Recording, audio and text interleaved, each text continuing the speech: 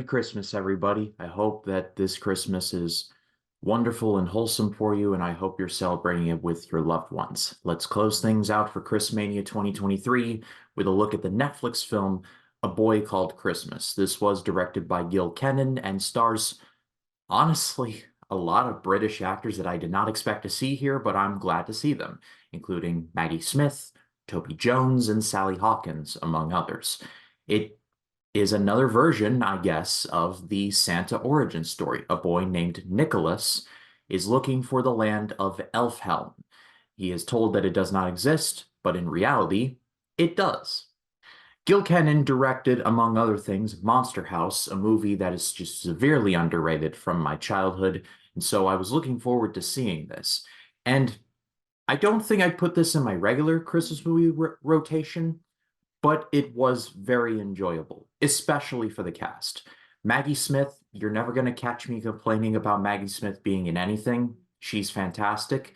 The movie basically takes the Princess Bride approach, where Maggie Smith is the aunt telling this story to her to her nieces and nephew. And it's the same thing as when the grandfather was telling the story to the young Fred Savage. And the rest of the cast is British acting royalty. You got Jim Broadbent, you got Sally Hawkins, you got Toby Jones. Like, literally, this is an embarrassment of riches of, like, British actor talent. I'm honestly shocked that the dude who played Carson from Downton Abbey isn't in this movie somewhere.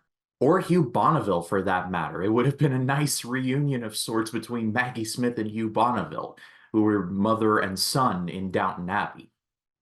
I've seen Downton Abbey, don't come at me. The movie just feels really nice. It feels like you're listening to a story by the fire. It just has overall good vibes. It's got a good amount of imagination. It's funny at times. It's dark at times without it overstaying its welcome. For a Netflix movie from 2021 about Christmas, it's better than it had any right to be. And well, with that, Christmania 2023 has officially come to a close. I made it.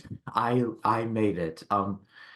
Yeah, there were a lot of movies I covered this month that were not the best, but I did cover some gems and some that I feel are either overlooked or underrated. So I feel like it was a balance, but man, the valleys were definite valleys. But I want to give a shout out to everyone who checked out these videos, especially Jeremiah Bach. He pretty much followed this entire series from day one. So he appreciated seeing me in pain, which I mean, it's kind of messed up, but okay. But I appreciate you watching the videos, Jeremiah, and I want to shout out to all of you for checking out this series. It was fun watching the bad movies, but it was also enjoyable watching the really good stuff as well. So I do appreciate that. So with that in mind, though, I'm going to be putting Christmania on a bit of a hiatus, at least for 2024. 2025, I think I may pick it up again, but I've got a lot of stuff coming in 2024. So one series has got to be on the chopping block, and Christmania is it. It will return, just not in 2024.